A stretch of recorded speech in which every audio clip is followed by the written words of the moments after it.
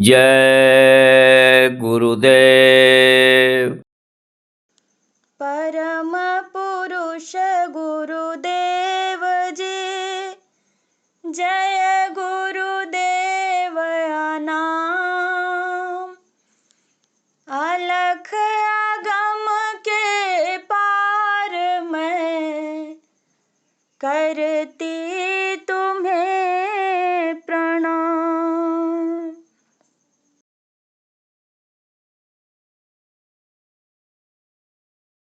जीवन के आधार हमारे जय गुरुदेव। जीवन के आधार हमारे जय गुरुदेव। जीवन के आधार हमारे जय गुरुदेव। जीवन के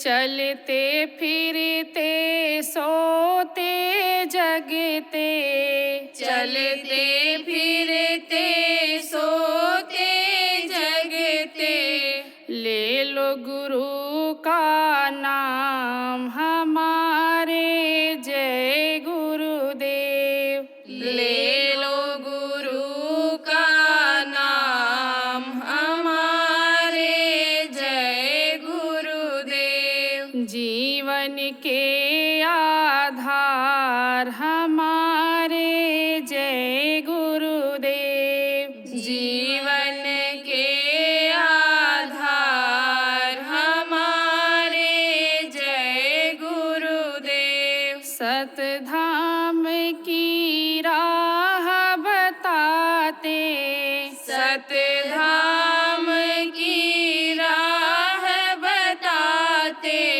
भव बंधन से हमें छुड़ाते, भव बंधन से हमें छुड़ाते, करते बेड़ा पार हमारे जय गुरुदेव। करते बेड़ा पार हमारे जय गुरुदेव। जीवन के आधार हमारे जय गुरुदेव। जीवन के आधार हमारे जय गुरुदेव। जय गुरुदेव निज नाम बताना, जय गुरुदेव निज नाम बताना, सुमिर सुमिर नर उतरहि पारा, सुमिर सुमिर नर उतरहि पारा, भज लो बारंबार हमारे जय गुरुदेव। भज लो बारंबार हमारे जय गुरुदेव। जीवन के आधार हमारे जय गुरुदेव। जीवन के आधार हमारे जय गुरुदेव। जीवन के आधार हमारे जय गुरुदेव। जीवन के आधार हमारे जय गुरुदेव। जय गुरुदेव। जय गुरुदेव।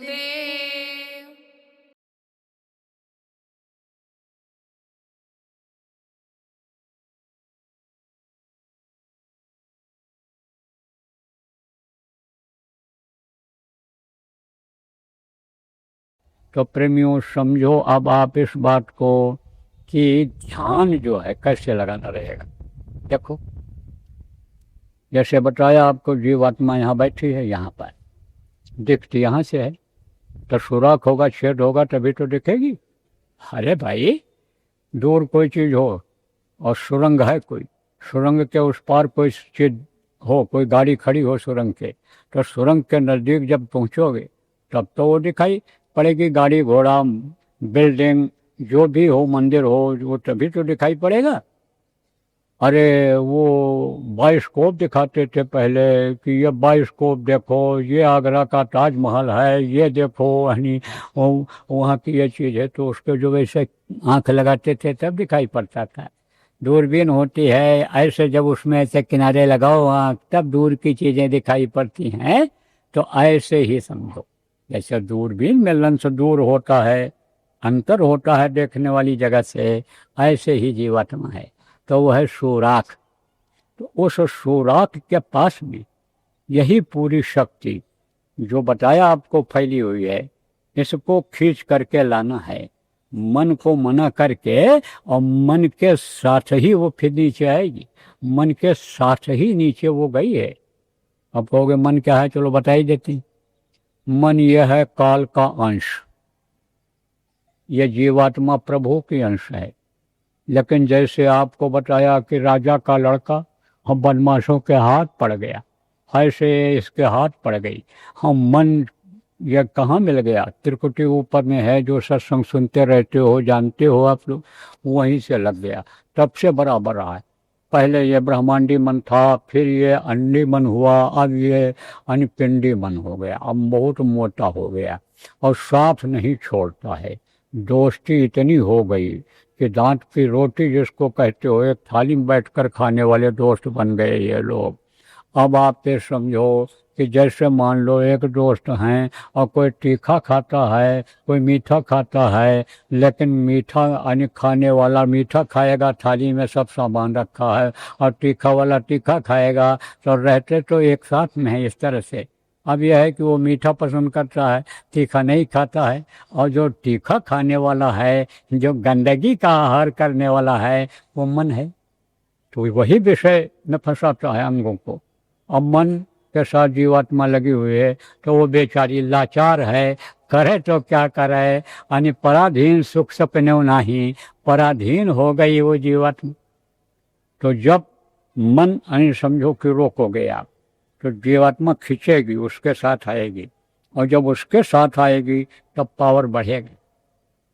अब आप ये समझो कि जीवात्मा और यानी समझो उसका स्थान एक है, एक ही जगह, जैसे सतपुरुष एक ही जगह है, उनकी जो धारा है, उनकी जो छाया है, उनका जो प्रकाश है, वो सब पर पड़ता है, सब लोगों के धनियों पर, सब लोगों के जीवों पर, मृतलोक के सभी जीवों पर, जंतुओं पर, पेड़ पौधे पक्षियों पर उनकी नज़र पड़ती है, वो धारा पड़ती है, और उसी से ये सब जिंदा हैं, उसी से ये हरे भरे हैं, खड़े हैं, उसी से चलते फिरते हैं। लेकिन वो वहाँ बैठा हुआ है ऊपर, वहीं से दया दे रहा है। ऐसे ही जीवात्मा ये यहाँ बैठी हुई है, इसका प्रकाश, इसकी रोशनी और इसका पावर जो है नीचे उतरता है। तो वो किस पर पड़ती है जीवात्मा साथ होने के नाते, उसका जो अक्ष है, उसका जो पावर किस पर पड़ता है, उस पर पड़ता है मन के ऊपर। और मन किस तरह का है, मन जैसे उल्टा तवा रख दो आप, तवा गहरा होता है जिस पर रोटी सेकते हैं, परा वो होता ना तसला जिसको कहते हो, तगाड़ी, ऐसे मिट्टी ढोने वाला, तो वो क्या होता है, यानी समझो गहरा होता है और ऊपर उभरा हुआ होता है, समझो जैसे मिट्टी का प्याला होता है, और तो वो क्या होता है, अंदर गहराई होती है और बाहर की तरफ वो उभरा हुआ होता है, ऐसा होता है। ऐसे ही है मन, तो वो जब उल्टा उस तरफ है, ऐसे है, ऐसे ऐसे मन की बनावट ऐसे है, इस पर धारा पड़ती है और इससे नीचे उतरती है। इसी से धारा जब दबाव बनता है, जैसे कोई प्लास्टिक का यानी समझो डिब्बा हो और उस पर दबाव डालो, तो जो उभरा हुआ हिस्सा है वो नीचे को दबता है। तो उसी तरह से ये जब दबता है ऊपर से, तो वो धारा नीचे उतर करके आती है। अब इसमें क्या होता है, फिर जब पावर बढ़ता है, पावर किसको कहते हैं, पावर कहते हैं दबाव को। हाथ में पावर नहीं होगा, शक्ति नहीं होगी तो दबेगा कैसे। तो जब इधर से दबाव बनता है, चारों तरफ जो ये किरणें उसकी फैली हुई हैं पूरे शरीर में, अंग अंग में जीवात्मा की, वो जब खिंचती हैं तो इकट्ठा होकर यहाँ पहुँच जाती हैं, जहाँ से नीचे फैली हुई हैं। तो वही जो उभार है ऊपर का, यानी ऐसा जो है वो ऐसे हो जाता है इस तरह से। ये जो कमल हैं शरीर को चलाते हैं, ये जो खट चक्र हैं, ये कमल जिसको कहा गया, यानी समझो तो वो कमल जब यानी समझो जिंदा रहता है आदमी, तो उसकी पत्तियां ऐसे खिली हुई रहती हैं, और जब यानी पावर उसकी खत्म होती है, जीवात्मा मृत्यु के समय जब ऊपर को उठती है, शरीर छोड़ने को होता है, तो वही कमल ऐसे नीचे मुरझा जाते हैं। जैसे जब सूखने को होता है तो उसका पत्ता नीचे ऐसे हो जाता है। इसी तरह से उसका जो उभार है, वो उभार ऐसे यानी जब पड़ता है तो ऊपर की तरफ हो जाता है, जब दबाव बनता है तब तो वो ऊपर की तरफ हो जाता है। तो वो कहाँ पहुँच जाता है, जीव मन कहाँ पहुँच जाता है, यानी यहाँ पहुँच जाता है जहाँ पर सुराख है, जिसको सुनेत्र कहा गया, पिंडी दसवां द्वार कहा गया, तीसरा तिल कहा गया, वहाँ पर ये पावर पहुँचती है। अब उसके बाद में यानी मृत्यु के समय भी ऐसा होता है और साधना के समय में भी ऐसा होता है। तो मृत्यु के समय में क्या होता है, मृत्यु के समय में खिंचाव ज़्यादा तेजी से वो लोग करते हैं। कौन तेजी से करता है, जो ये आते हैं यमराज के दूत कि जल्दी करो जल्दी करो जल्दी करो, खींचते हैं जब, तो जीवात्मा अपनी जगह को छोड़ती है। तो जीवात्मा जब अपनी जगह को छोड़ती है तब तकलीफ होता है, दर्द होता है। जैसे कोई नस जिस जगह पर होती है और वो अपनी जगह से खिसक जाती है, नस खिसक जाती है तो कितना दर्द होता है, कितनी तकलीफ होती है। ऐसे जब पावर खींचती है नीचे से, जगह जब छूटता है, तो आप ये समझो कि उस समय पर बहुत दर्द होता है। मरते समय हड्डी हड्डी चटकने लगती है, तो उस समय पर ऊपर की तरफ खिंचाव होता है और नीचे से सिमट करके, और वहीं पर जहाँ जीवात्मा होती है वहाँ से हट करके ऊपर की तरफ जाती है कि जहाँ जड़ और चेतन की गांठ लगी हुई है। चेतन किसको कहते, ऊपर के जितने भी लोक हैं वो चेतन लोक कहलाते हैं, और ये मृत लोक, ये जड़ लोक है। यहाँ पर समझो चेतनता खाली जीवात्मा के रहते रहते है। जीवात्मा जब निकल जाती है तो ये शरीर मुर्दा हो जाता है, तो इधर चेतन ही सबसे चेतन तो ऊपरी लोक के कहलाते हैं, 4 लोक, लेकिन चेतनता कम होते होते वो भी कुछ चेतन हैं। तो चेतन लोक, तो जड़ और चेतन की जहाँ यानी एकदम चेतन लोक में, जहाँ सुख के सागर में, जहाँ अमृत प्रकाश यानी भरे हुए प्रकाश के पुंज में जाना है सतलोक, वहीं से रास्ता खुलता है। तो जड़ और चेतन की गांठ वहाँ लगी हुई है, उसको खोलना जरूरी है। जड़ और चेतन की गांठ को खोलना जरूरी होता है। तो जब ये ऊपर खींचती है, अपनी जगह जीवात्मा छोड़ती है, तब वो वहाँ पहुँचती है, तब उसको शून्यत्र खोलना कहते हैं, उसको धनुष तोड़ना कहते हैं। धनुष तोड़ना क्या होता है, उसका जो जीवात्मा का जो वो है धनुषांकार है, यहाँ पर बैठी है, और फिर उसके बाद में इधर आती है आंखों में, और फिर उसके बाद में फिर इधर हो जाती है ऐसे, तो धनुषांकार बन जाता है। बहुएं देखो ऐसी है ना, तो ये आँख ऐसी है, ऐसे ही जब ऐसी आती है ऐसे, तो वो धनुष जैसा हो जाता है। तो वो धनुष तोड़ना उसको कहते हैं। अब आप ये समझो कि साधना के समय में मन और चित्त 2 होते हैं। मन चित्त बुद्धि या अलग अलग चीज़ें बनाई गई हैं।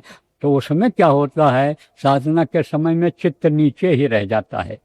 तो चित्त जो है वो खींच लेता है जीवात्मा को, फिर साधना में निकलने के बाद में, ऊपरी लोकों में जाने के बाद में खींच लेता है। वो किसको खींच लेता है, जीवात्मा को।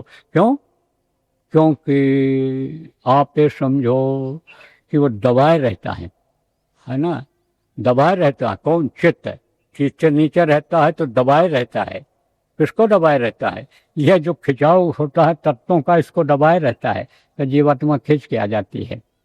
धनुष तोड़ते समय यही तो हुआ था। लक्ष्मण जी ने कहा था, जो राउर कर अनुशासन पाऊं और कंडोक पे ब्रह्मांड उठाऊं। लक्ष्मण ज्यादा शक्तिशाली थे, लेकिन शक्ति का प्रदर्शन उन्होंने अपने नहीं किया था। वो राम को अपना आराध्य मानते थे, भाई मानते थे, बड़ा भाई मानते थे, पिता और देवता जैसा, गुरु जैसा मानते थे, इसलिए उन्हीं को आगे करना चाहते थे। तो उन्होंने सोचा भाई सब इनमें इतनी ताकत आ जाएगी धनुष, इंद्र के धनुष को तोड़ने के लिए, और वो धनुष धरती पर रखा हुआ है तो कहीं धरती न उठ जाए, ये एकदम से ऊपर चली जाए। तब वो धरती को ऐसे पैरों से दबाए हुए थे, धरती को ऐसे ये जो जो चित्त है ये खींचे हुए रहता है, तब जीवात्मा लौट आती है। और मौत के समय में मन चित्त बुद्धि ये सब खिंच जाते हैं, तो जब ये सब खिंच जाते हैं तब वो फिर वापस नहीं लौटती है। और तो मैं आपको बता रहा था कि साधना के समय में, ध्यान के समय में गांठ वो जब फूलती है तब रोशनी दिखाई पड़ती है। जैसे पहाड़ कोई लगा हो तो पहाड़ लगा रहता है, सूरज निकलता है लेकिन सूरज आपको दिखाई पड़ता है। पहाड़ के पास में खड़े रहो तो अंधेरा ही रहेगा, दूर खुले मैदान में रहेंगे तो रोशनी दिखाई पड़ेगा लोगों को। ऐसे ही जब वो गांठ कर्मों की कटेगी, खुलेगी, जब बंधन ये मुक्त हो गए, इस 5 तत्वों के बंधन से मुक्त हो गए, ये तत्व जब अपने में जाकर मिल जाएंगे तब आप समझो प्रकाश मिल जाएगा, रोशनी मिल जाएगी। तब जीवात्मा अपने रूप को देख पाएगी कि हम इतने सुंदर हैं, प्रकाशमान हैं, रोशनी है हम में। तब कहा ना, परम प्रकाश रूप दिन राती, नहीं कछ चाहिए दिया घट बाती। जब रोशनी हो जाएगा तो दिया चिराग की कोई ज़रूरत नहीं रह जाएगी, और रोशनी हो गई, सूरज निकल आया कितनी दूर तक देखो, अब यहाँ टॉर्च जलाने की और दीपक जलाने की, लाइट जलाने की ज़रूरत नहीं रह गई। और जब अपने रूप को देखेगी वो जीवात्मा तब समझेगी, और फिर वहीं पर वो आगे जब बढ़ेगी तो वो शब्द का जोरदार खिंचाव उसको मिलेगा, क्योंकि वहाँ शब्द खुल जाएगा और शब्द तेजी से सुनाई पड़ने लगेगा तो उसी को पकड़ लेगी। अब भजन में क्या होता है, किसी किसी को मिलौनी आवाज़ सुनाई पड़ती है, तो मिलौनी आवाज़ के समय में क्या करना चाहिए, छांटना चाहिए। क्या छांटना चाहिए, अलग अलग लोगों की अलग अलग आवाज़ है, तो नीचे के लोगों में फंसाया नहीं जा रहा है आपको। क्यों नहीं फंसाया जा रहा है, इसी में फंस के रह जाओगे। और ये मनमोहिनी आवाज़ें ये लोग यानी समझो लगाते हैं नीचे के लोग कि बस इसी को सुनते रहो, मस्त हो जाओ इसी में। आपकी शुरुआत कहाँ से होनी है, आप शुरुआत तो घंटा शंख की आवाज़ से होनी है, तो घंटा शंख की आवाज़ उसमें खोजी जाती है, छांटा जाता है। तो जब वो आवाज़ अंदर में ज़्यादा मिलने लग जाएगी, अभी जो भजन के समय में आपको नहीं मिलती है, और मिलती है तो थोड़ी थोड़ी मिलती है, बंद होती है, और उसमें आपको छांटना पड़ता है, वहाँ फिर आपको यानी समझो कि बंद होने वाली आवाज़ फिर जल्दी नहीं मिलेगी, वहाँ बहुत देर तक पकड़ में आने वाली आवाज़ मिल जाएगी, क्योंकि तेज़ी से आती है और बराबर फैली रहती है, उन पूरे एरिया में वो आवाज़ें फैली हुई रहती हैं, तो उसी में वो आवाज़ छांट ली जाती है। कौन सी, जिसकी आपको ज़रूरत है। कोई भी आवाज़ अगर पकड़ में आ गई, जो आपको नाम के आगे आवाज़ बताया गया है कि इनकी ये आवाज़ है, कोई भी आवाज़ प्रेमियों पकड़ में आ जाए आपके कब भजन के समय में, तो बस उसी को पकड़ लेना, उसी को सुनते जाना है, तो वही खींच के ले जाएगा। तो कभी कभी लोग कहते हैं कि हमको तो तीसरे स्थान की आवाज़ सुनाई पड़ने लग गई, कभी कभी चौथे स्थान की आवाज़ सुनाई पड़ने लग गई, कभी 5वें स्थान की आवाज़ सुनाई पड़ गई, दिखाई कुछ नहीं पड़ता है लेकिन आवाज़ हमको वो बराबर सुनाई पड़ रही है। तो वो छांट लिया उन्होंने, अंदर में वही मिल गई, उसे को पकड़ के ले गए। आवाज़ जब पकड़ में आ जाती है तो खींच के ले जाती है, जैसे बताया चुंबक खींच लेता है, ऐसे खींच करके ले जाती है। यह लोग वो कुछ नहीं, वो रुकने वाले कुछ नहीं, सटा सट जाती है, सटा सट जाती है। मिल जाएंगे साधक, ना मिलेंगे बता दूंगा, लेकिन वो थोड़ा बताएंगे आपको, युक्ति बता देंगे, उपाय बता देंगे कि इस तरह से करो तब तुम सुनो, करो तो खाओ, दूसरे का माल मत लूट करके खाओ, बासी रोटी मत खाओ, ताज़ा कमाओ खाओ, बाप की कमाई मत खाओ। वो ये सिखाएंगे आपको।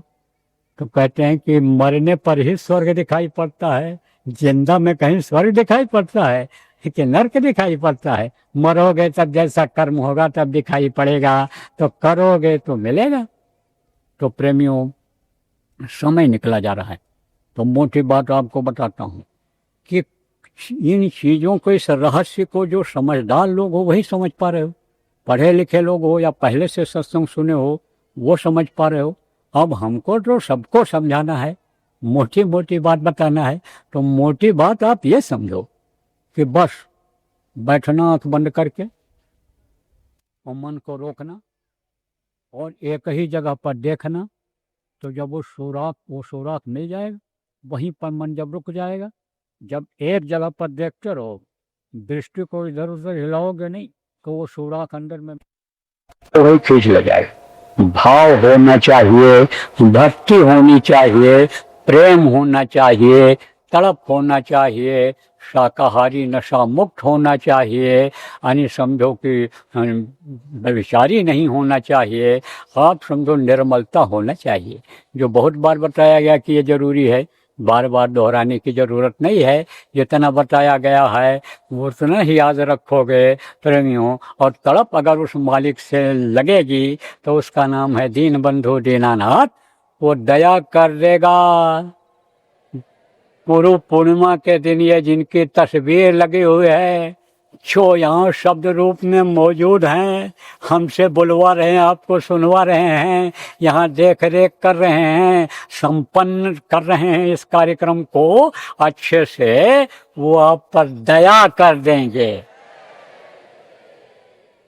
भजन किसको कहते हैं थोड़ा सा बता देते। देखो ऊपर धूमधाम से आवाज आ रही, कहाँ से? कुदरती काबा उसको कहा है मुसलमान फकीरों ने कि वही काबा है जहाँ से आवाज़ आ रही है। असली काबा वही है। अरब में तो काबा लोगों ने बना लिया, अमृतसर में देखो वो बना लिया, मंदिर बना लिया ऊपर का, जो जैसे कहते हैं ऊपर का ऐसा बना हुआ है, तालाब व मानसरोवर बना दिया। यहाँ ये नहीं है, ऊपर में ये सब है, ऊपर में ही सारा सब कुछ है।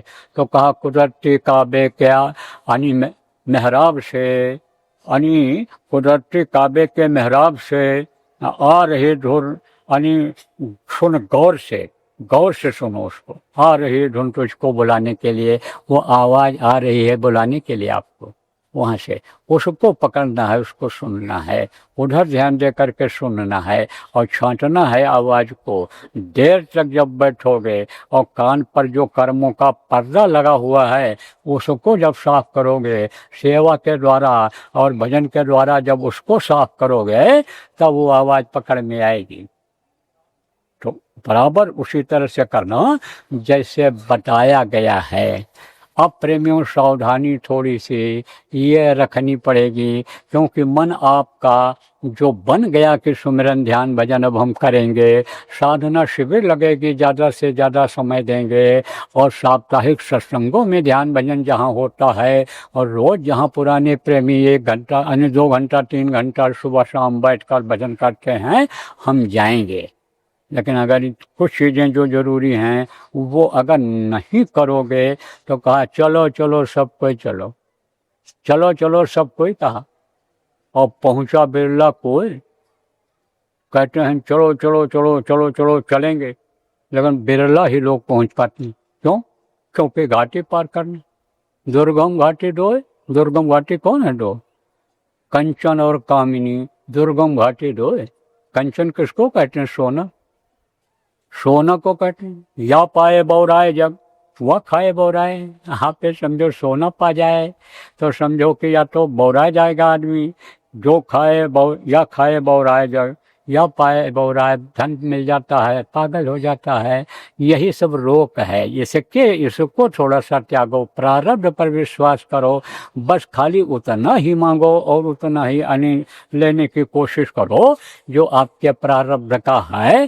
तो आप ये समझो, तो फिर आप घाटी को पार कर सकते हो। दुर्गम घाटी दो, कंचन और कामनी किसको कहते हैं? यही माया, दोनों यही माया है, जड़ और चेतन माया आपको बताया गया। इससे बचने की कोशिश करो। और क्या? नशे से मुक्त रहो। नशे में आदमी पागल हो जाता है। परोपकार की भावना रखो, शुद्ध आहार करो, अशुद्ध आहार से बचो, परोपकार की भावना रखो, हो सके किसी की मदद कर दो, बुरा मत चाहो, भूखा दूखा आ जाए आपके पास है खिला दो, नहीं कपड़ा है दे दो। यह सब इससे क्या होता है?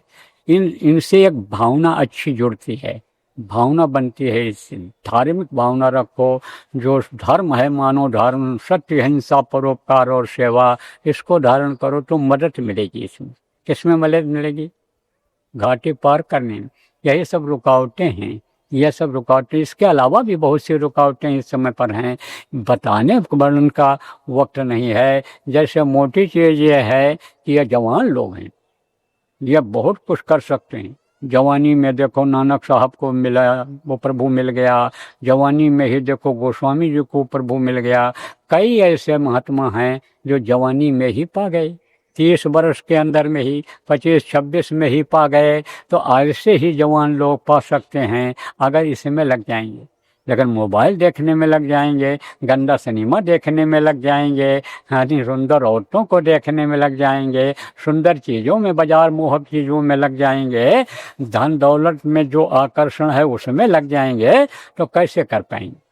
इसलिए जवानों, अभी आगे बढ़ने का समय है। बुढ़ापे में भैया कुछ नहीं हो सकता। इसलिए समझ लो आप कि लगो सब लोग, और अगर ये काम आप कर ले गए तो आपसे बहुत बड़ी बड़ी उम्मीदें हैं। हमको तो ये पूरी उम्मीद है कि भारत देश में भी आप लोगों को जगा सकते हो, विदेशों में भी आप लोग जगा सकते हो। बोले हम अंग्रेजी पढ़ेंगे, अंग्रेजी पढ़ेंगे, अंग्रेजी पढ़ा आपने, कंप्यूटर पीट रहे हो, गर्दन झुकाए बैठे हो रात दिन, उसके बदले क्या मिल रहा है? रुपया पैसा। हानि समझो कि जिसको चोर उठा ले जाए, आग लगे जल जाए, बाढ़ आ जाए तो उसमें घुल जाए, उसके चक्कर में पड़े हो। ऐसे दौलत को आप नहीं समझ पा रहे हो कि जिसमें न आग लग सके, न जल सके, न घोल सके, न चोर उठा ले सके, न राजा हजम कर सके, न कोई यानी जिसको अतिक्रमण कहते हैं वो हो सके आपका। उस दौलत को आप ठुकराए हुए हो। अगर इस काम में लगोगे, आप भजन कर ले जाओगे, तो यहाँ भी उपदेश आप कर सकते हो, विदेशों में उपदेश जा कर के कर सकते हो। विदेशों में मैंने देखा ज़्यादा लोगों के अंदर लगन है, वो जल्दी चीज़ को यानी समझो कि पकड़ लेते हैं, क्षमता उनके अंदर में है, बुद्धि विवेक उनका थोड़ा तेज है। यहाँ के लोग तो भेड़िया धसान जिसको कहते हैं कि एक भेड़ जिधर चली उधर चल पड़े। लेकिन जो बुद्धिमान आदमी होता है, सोच विचार करके आगे बढ़ता है, बिना विचारे जोच करे सो पीछे पछताए, काम बिगाड़े या अपना जग में करें हंसाए, तो उनको ये चीज़ याद रहती है। तो उनके ऊपर बहुत असर पड़ रहा है। विदेशों में खूब साधना शिविर लग रही है, तो उनको भी आप अंग्रेजी में जाकर समझा सकते हो। आप समझ लो कि 80% पूरे विश्व में अंग्रेजी चलती है, तो उनको भी आप समझा सकते हो। अब उनके अंदर जब बदलाव आ जाएगा कि जिनको पता ही नहीं है कि मांस नहीं खाना चाहिए, मछली नहीं खाना चाहिए, अंडा नहीं खाना चाहिए, और जब उन चीज़ों को वो छोड़ देंगे, छोड़ दिया लोगों ने, चाइना में छोड़ दिया जहाँ से बीमारी फैली थी, गिद्ध कौवा जटायु और ये जो सांप खा जाते थे, वो सब छोड़ दिया, भजन कर रहे हैं। जब समझ में आ गया, और बड़ी तेजी से समझ में आया, तो जब सबके अंदर बदलाव आ जाएगा, तब सतयुग जल्दी आ जाएगा कि नहीं।